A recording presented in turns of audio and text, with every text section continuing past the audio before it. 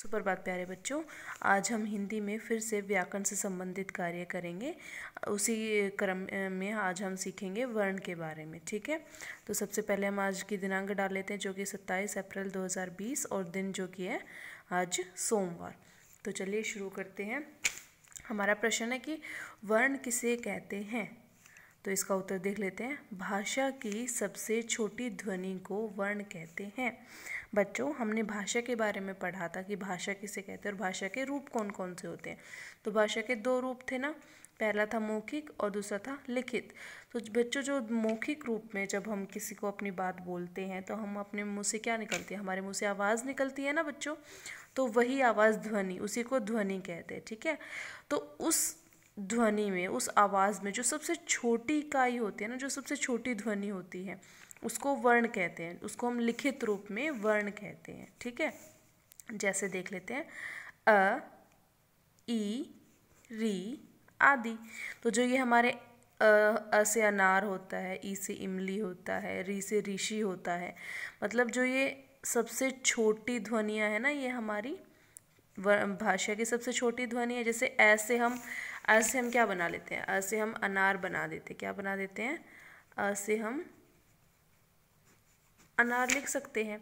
लेकिन अनार को हम इसको जितना चाहे बड़ा उतना लिख सकते हैं, लेकिन क्या हम ए को इससे छोटा लिख सकते हैं?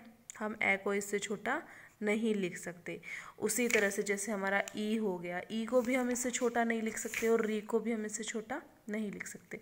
तो ये सब जो है ये भाषा की सबसे छोटी ध्वनियाँ हैं। ठीक है, सबसे छोटी इकाई है।